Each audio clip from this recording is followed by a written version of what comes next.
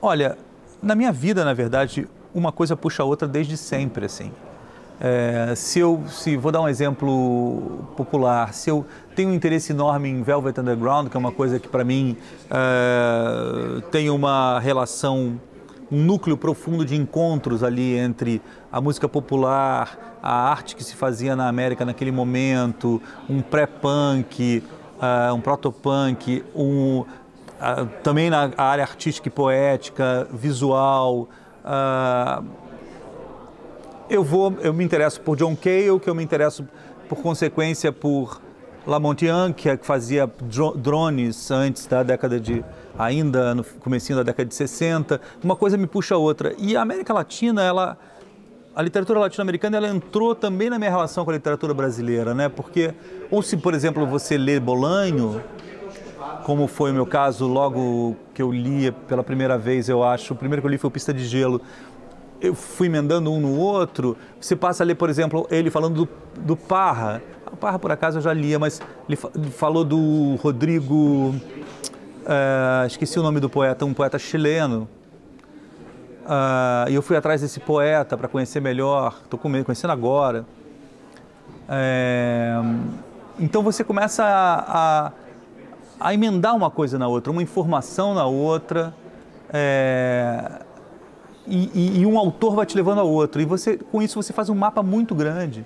Assim, a gente passou nesse trabalho por 180, isso foi uma soma que a gente fez há pouco tempo, autores, lendo a obra deles. E a gente não passou nem agora eu estou passando por poesia, por poemas e poesia. Mas a gente trabalhou muito eles. Isso faz já, só com os latino-americanos, 7 anos, assim, especificamente, fora as coisas de base, os clássicos que eu lia sempre, que a gente lia, né? Então, é uma coisa que puxa a outra, de alguma maneira, sabe? E muito da literatura brasileira me levou a isso. Da mesma maneira que Machado de Assis me levou a Sterne, como as coisas acontecem, assim, entendeu? Tom Jobim que te leva a Vila Lobos, é isso, a vida é isso. Uma rede, né? Exatamente, uma rede longa. Porque eu não sei exatamente se eu estou fazendo teatro, na verdade. Sinceramente, quando começa uma ideia, isso pode dar... Quando a gente começou esse coletivo de artistas, tem tanta gente envolvida de tantas áreas, músicos, atores, artistas plásticos, de todas as áreas realmente, são 80, 100 pessoas, é um coletivo.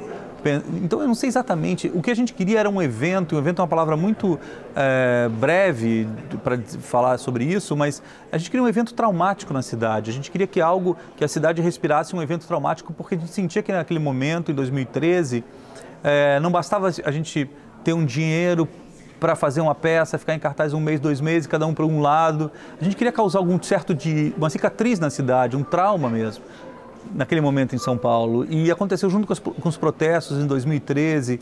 Então, tudo acontece de uma maneira um pouco diferente, assim, de ser exatamente um teatro. A gente não ia para a sala de ensaio para fazer um ensaio tradicional de repetição, você entende? Os atores aqui, eles têm uma função...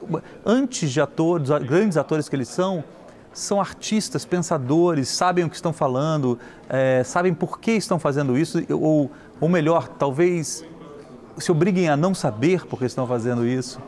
Então, isso pode acontecer no cinema.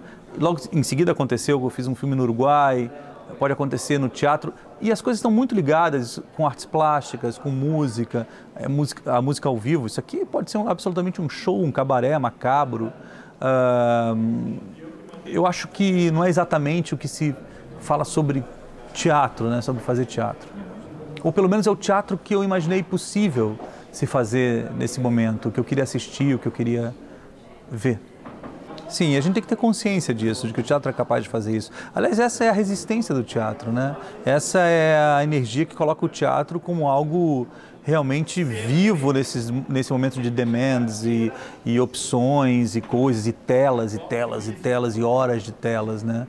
Essa possibilidade do fato dele te provocar fisicamente, né? Aqui, sobretudo, a gente soma isso ao acaso. A gente tenta, de alguma maneira, convidar o acaso também para estar dentro da peça. Então a gente improvisa, a gente coloca cenas de última hora, a gente tira um pouco o nosso chão, trata tudo estuda muito para que a gente tenha os limites um pouco mais explorados, as bordas, né? Nunca me afasto dos extremos, né? Então, eu acho que é um pouco isso, assim, e isso, com certeza, o teatro nos traz, assim, essa possibilidade da performance com esse tipo de edição, não é algo que você vai editar ou que você vai mixar.